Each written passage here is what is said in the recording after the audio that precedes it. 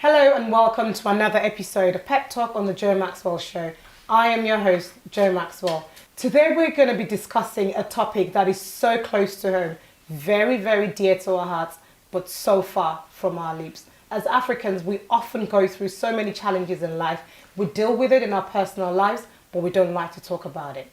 And the topic for today is raising a child with special needs. Honoured to have Bibi Clements here today, who will be sharing some of her journey with us as a parent with a special needs child, and Shola Alabi, who owns a tuition centre where we often get children across age 6 to 15. So hello ladies. Hi. Thank you so much for joining us today. Pleasure. Today's conversation, I think, normally I do go into like a little bit of girl chat and then we go into the real topic, but I think today, let's just get into the real McCoy, and that's because I think this is a topic that a lot of people, I think, will be very good for people to actually learn from. And for the benefit of our viewers, I think it'd be great to actually educate and explain to people what special needs does mean.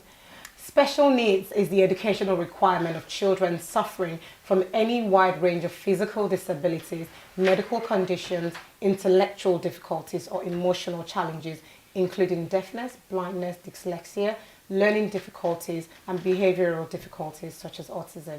Right, so Bibi, I'm going to pass this over to you. And the question really is, what are the types of special needs? What sort of, do we have a category for them?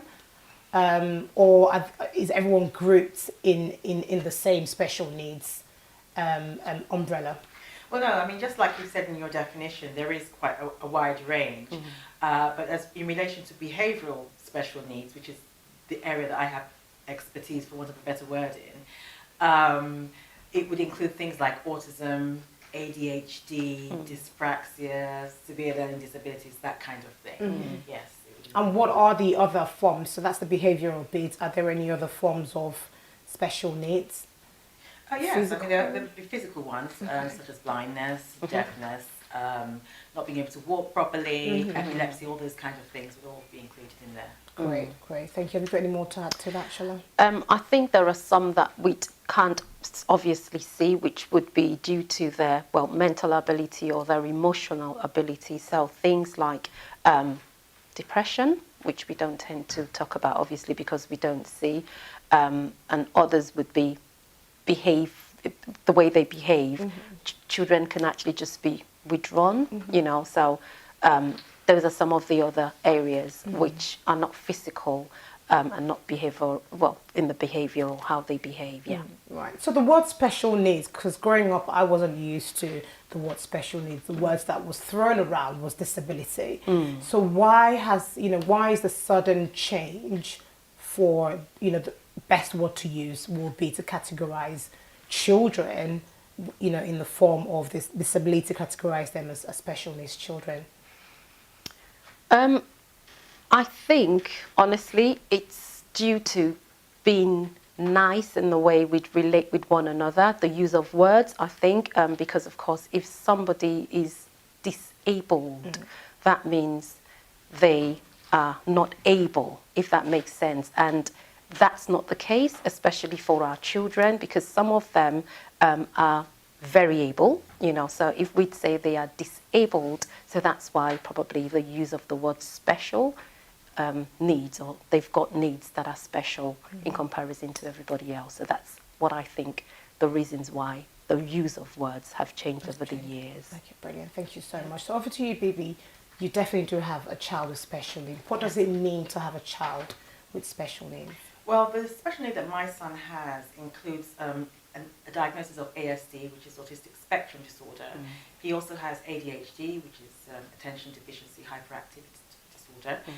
He has SLD, which is severe learning disability, and a couple of other things as well. So on a day-to-day basis, it's a struggle. I mean, that's the honest truth of it. It is a struggle because really the essence of what makes a person human is either totally absent or diminished in some way or the other when you have a child with autism. And I mean, as you're saying that, I'm thinking you do have other children, correct? Yes, I have another son. you have another son, and is it the oldest or the No, youngest? he's younger. Is younger. Yeah. So let's talk a little bit about siblings, how they cope in situations, because I just want us to quickly deal with that quickly. How is it coping very well with it? Is it very supportive, or has it gone through the moment where it's been a struggle for him to actually cope with the situation? I think actually his temperament has made it a bit easier because he's just very loving and very kind and very patient. And I think that's really important when you have a child with special needs. But having said that, inevitably it has affected him greatly, to be honest. And I was quite surprised at the degree at which it affected him. I bought a book for a friend, her children, and it was to do with how to explain a diagnosis of autism to a sibling.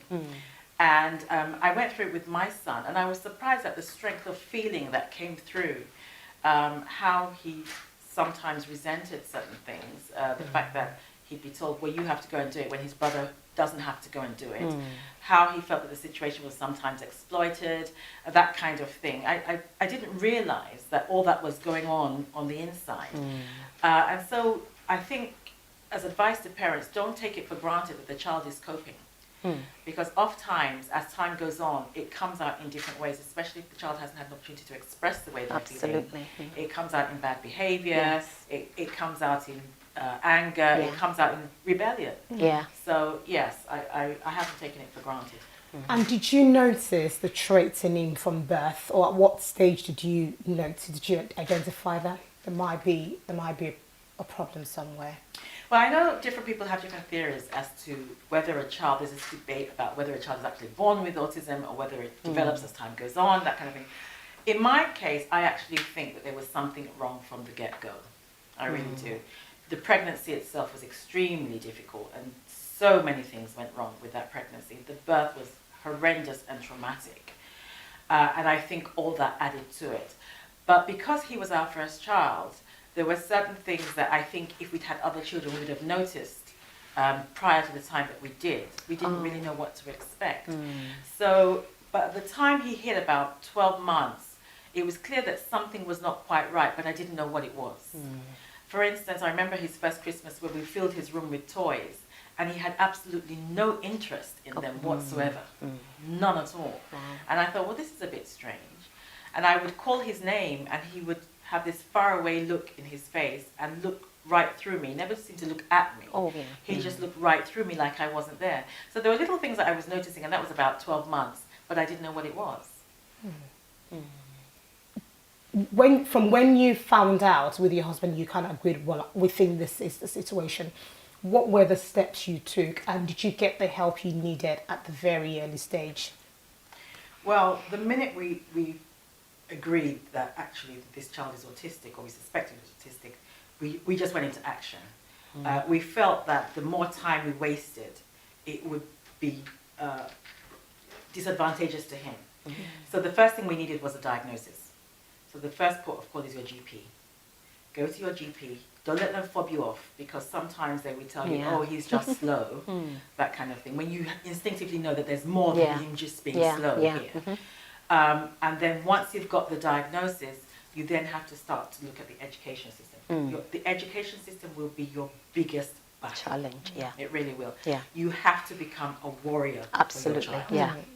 You've got to develop thick skin and become a warrior for your child, because there's a misconception that the government is going to help you. It is a misconception. Absolutely, yes. You have to fight every step of the way. And then find out what your child needs. I'm really, really grateful, because at the time, Sure Start had just started. I've forgotten the MP that just died, but she started Sure Start. And we were literally one of the first beneficiaries. So we got him referred to Sure Start, and they had speech and language, they had OT, they had play therapy, everything. So my house literally became a therapy session. It was, you'd wake up in the morning, 7 o'clock, and the therapist was there. And that was throughout the day. So we got him into whatever was needed immediately, and then we began to research like crazy. What else can we get him into? And we got him into something called ABA, which stands for Applied Behavioral Analysis, or otherwise known as Lova's theory. And I think that has been the best thing for him. Indeed, I haven't seen a more effective therapy than ABA for autistic children. And so we got him into that.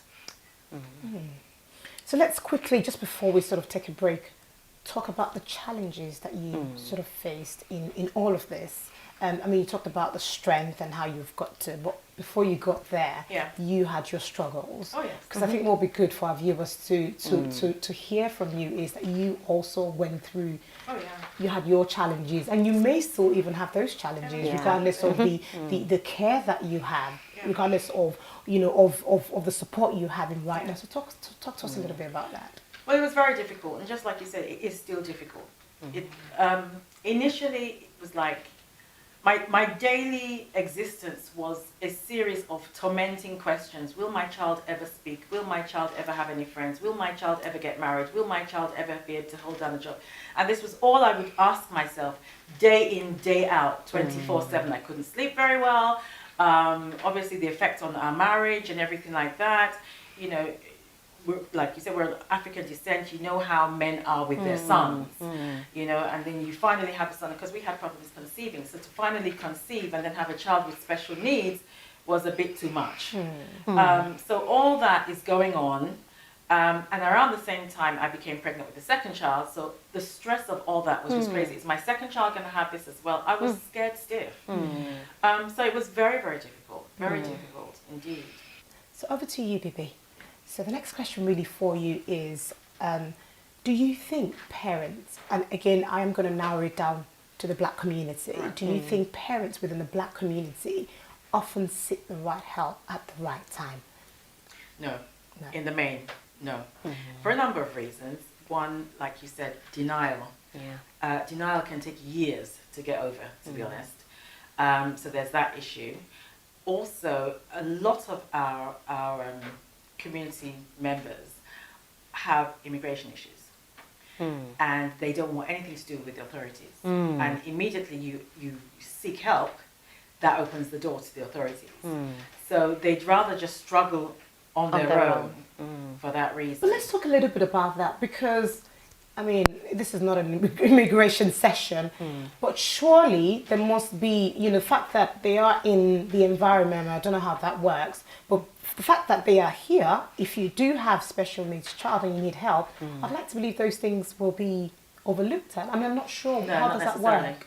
What's been your experience now? I think it's the fear. That's right. Because, of course, when you get the authorities involved, there will be questions before. Does that make sense? So they would ask, oh, what's your name? What's your child's name? What's the date of birth? I mean, so maybe those fears of not giving that away when they're answering those questions. So I've got a question for you guys now. Somebody's watching us right now and in that situation. I don't have my papers. I'm illegal in this country. My child is suffering. I don't know what to do. What would be your words to them? Honestly, if the child is suffering, they need to seek the help, because of course it could be a matter of life and death. So I would say, yes, you have to just go for it. Just go for it. And I've actually known circumstances where parents who for years have tried to stabilize their, you know, their staying here, have gone to the authorities, and some of these authorities have actually fought for them. Some of these charities will actually fight for you. So it's a misconception that is automatically going to become an immigration issue if you seek help. It's a misconception. So thank you so much. I think for me that's actually a vital part of today's episode.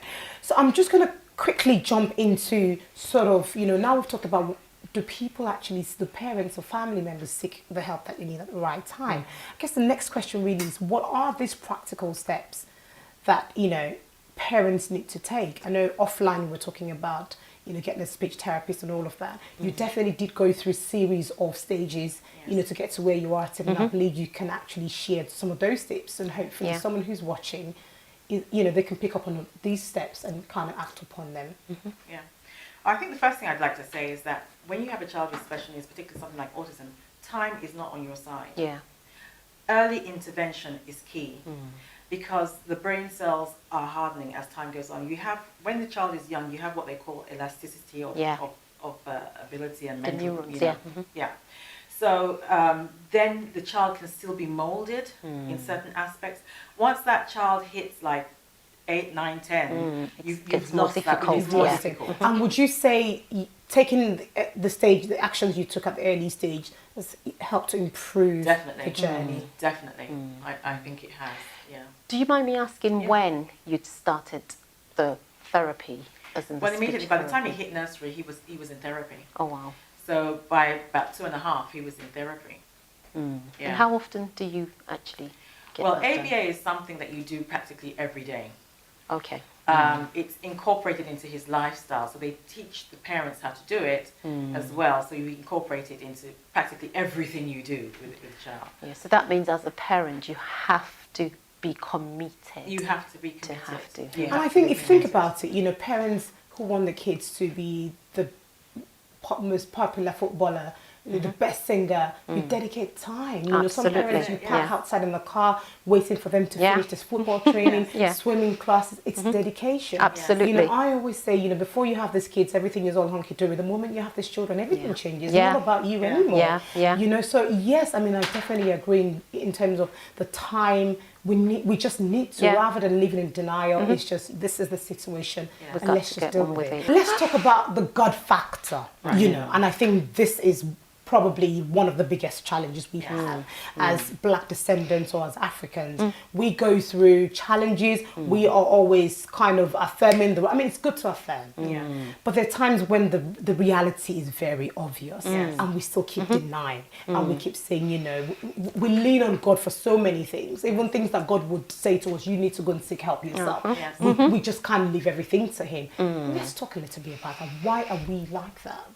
Why do we think that at the expense of medical advice, I'd rather be praying and fasting?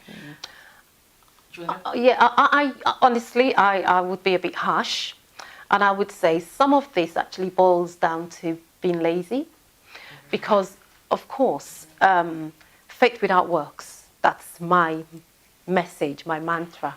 If you don't put the works in, you know, of course, there is a situation at hand, Yes. and God expects us to be wise, and obviously taking actions to helping the child or helping the situation. And I believe as well that these things, and this is what I believe God actually speaks to me about, it's a process. But if you don't take those actions and go through the process, sometimes we're still at the same point year in, year Year out. out. You know, so we have to be proactive. Even as children of God, we need to take some actions, of course, but believe in God through those the actions. Yes. Yeah. Over to you, Bibi. I think obviously you would have definitely had. I mean, I'll be surprised if you told me you didn't have the God factor, you know, in your. So I want to hear the period of your God factor where you actually didn't you didn't seek any medical advice, and you were just believing and kept believing and kept believing. As you said earlier on, in the first segment, what you said was you believe as a child of God, certain things shouldn't happen to you. Yeah. Talk us through that. Well, yes, I did go through that period, and then you go through the period of, okay, is it possible that God would let this happen to me? But I think I was fortunate in that I very quickly thought, if I don't get to grips with this quickly, time is going and my son is going to suffer. So I've just got to accept that actually it has happened to me. Whatever the questions or the reasons or whatever, it has happened, so deal with it. But as regards the faith thing, I think oftentimes what we refer to as faith is actually denial. It really is denial. And with all due respect, I think those who are leaders in the faith don't help matters, because you hear things like, that is not your portion, or something equally ridiculous. Well, actually, right now, it is my portion. So what happens now? But I agree with you entirely that I think also a lot of it is to do with laziness. If you say, you know, this is not my portion, that kind of lets you off the hook. You don't have to do anything about it. But in this case, unfortunately, you do. You do. Given that you have gone through, you know, the journey, and you are still going through the journey, you definitely would have had times when you haven't had necessarily had this strong support network, or maybe friends just didn't know what to do, family members just didn't know what to do. And I'd like you to sort of spend the next sort of 30 seconds to a minute just educating family, educating everyone in terms of how we can be supportive, how we can be there for families special needs? Okay. Well, one of the things that they could do in practical sense is to help to offer to babysit for the child, because autism or special needs can be very socially isolating. There are very few places you can take your child. They get judged, they lay on the floor, they make funny noises, that kind of thing. So they tend not to be able to go out. So offer to babysit, offer to cook, or offer to help clean the house, because again, it wears you out. Intellectually, emotionally, physically, it wears you out. And if you are in a faith group, and I think this is really important, lobby your faith leaders to do something practical to support families with special needs.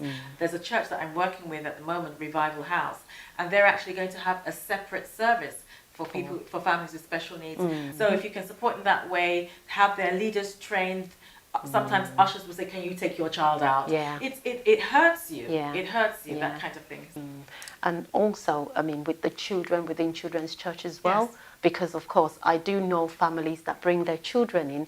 But what I mean, inclusion again is, I'd always ask if mom could stay in for a bit so the child doesn't feel isolated. So, I mean, we get the moms to sit in with, and of course, it's an opportunity for the other children to understand and learn that, yes, we need to, you know, include the other children, and it's also characteristics that they can learn, kindness, sensitivity, you know. So, yeah, that's a really important thing that we need to incorporate in our faith.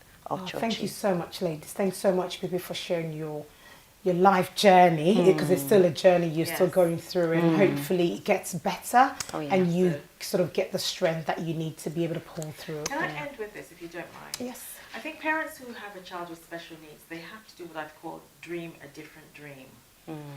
Because you know how we are as Africans, we want the whole, my son just graduated, my son, that kind of thing. We want the dream, and there's nothing wrong with that.